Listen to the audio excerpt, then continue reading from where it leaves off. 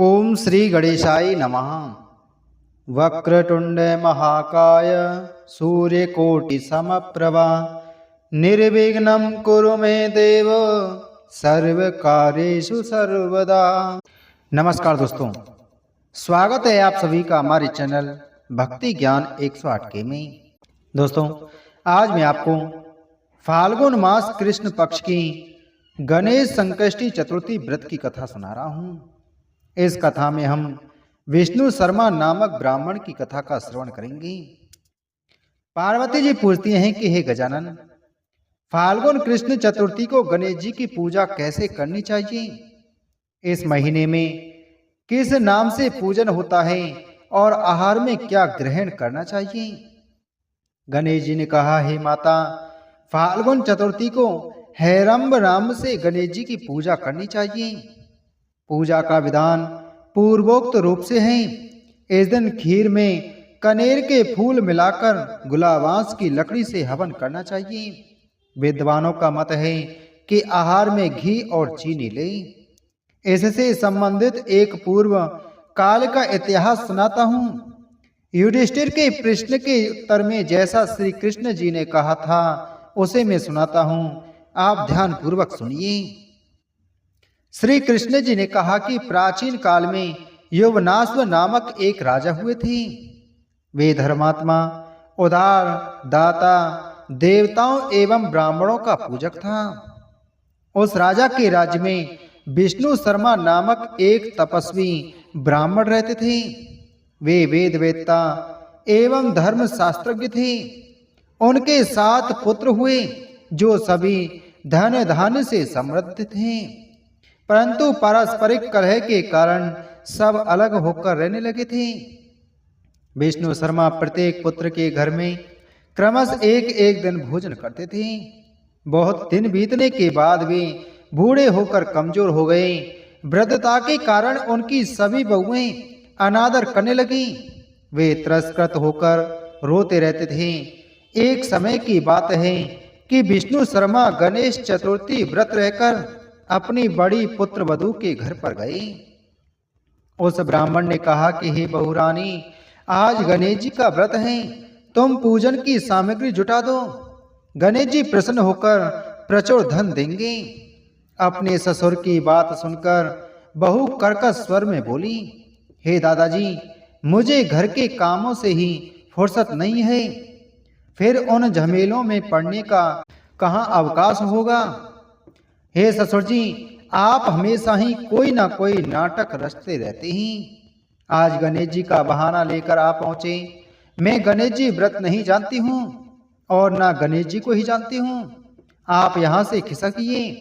इस प्रकार बहू के झगड़े सुनकर वह 6 बहुओं के घर बारी बारी से गए, परंतु सभी ने वैसी ही बात कह दी।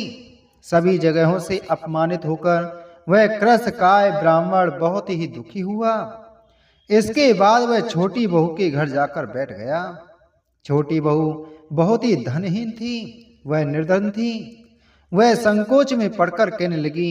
ब्राह्मण ने कहा कि अरे बहुरानी, अब मैं कहाँ जाऊं? 6 बहुओं ने फटकार दिया है। तुम्हारे यहाँ तो व्रत सामग्री एकत्रित करने का कोई साधन नहीं दिख रहा है। मैं स्वयं बहुत वृद्ध हूँ। हे कल्याणी बहू, मैं बार बार सोचता हूँ कि इस व्रत में सिद्धि मिलेगी और सभी कष्टों का अंत होगा। अपने ससुर की बात सुनकर छोटी बहू कहने लगी। बहू ने कहा कि हे दादाजी, आप इतने दुखी क्यों हो रहे हैं? आप अपनी इच्छा के अनुसार व्रत को कीजिए। मैं भी आपके साथ संकट नाशक व्रत को करूंगी। इससे हमारे घर का उद्धार होगा और हमारे दुखों का निवारण होगा। इतना कहकर छोटी बहू घर के बाहर जाकर भिक्षा मांग लाई। अपने और ससुर के लिए अलग अलग लड्डू बनाए। चंदन, फूल, धूप, अक्षत, फल, दीप, नैवेद्य और तांबूल उसने सब अलग अलग करके ससुर के साथ पूजन किया। पूजन के बाद उसने ससुर को सम्मान पूर्वक भोजन कराया।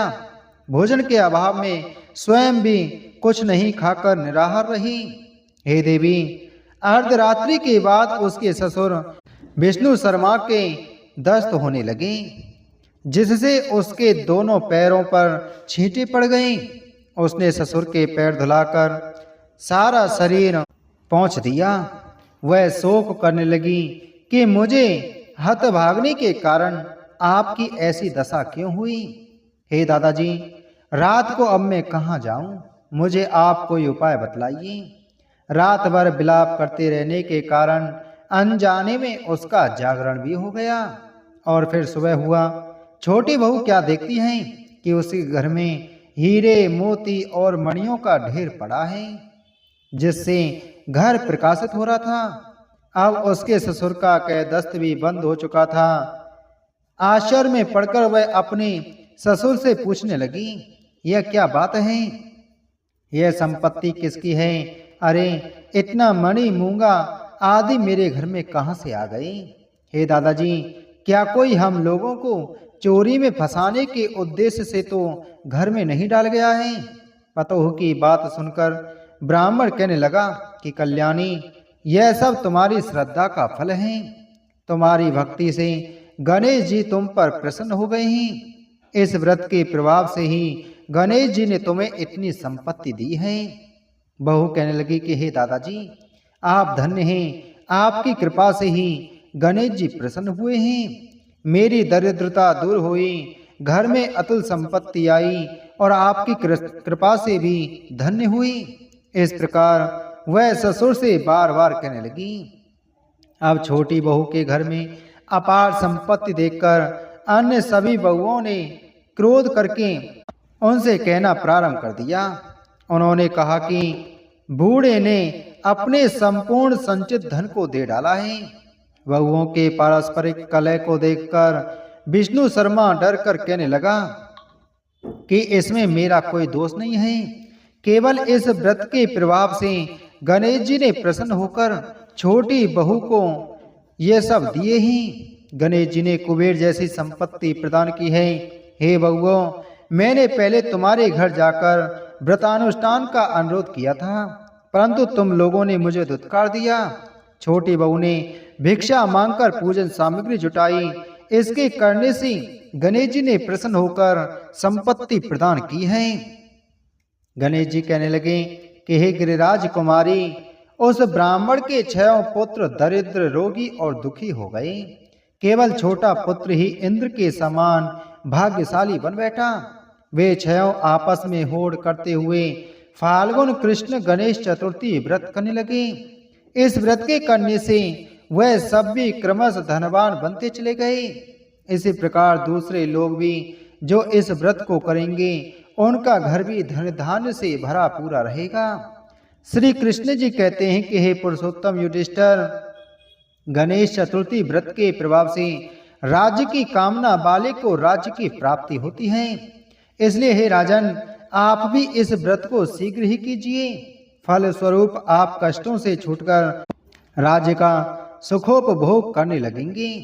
श्री कृष्ण जी के मुख से इस कथा को सुनकर युधिष्ठिर बहुत प्रसन्न हुए और व्रत करके गणेश जी की कृपा से अखंड राज्य के अधिकारी हुए। बोलो गणेश भगवान की जय। बोलो श्री कृष्णचंद्र भगवान की जय।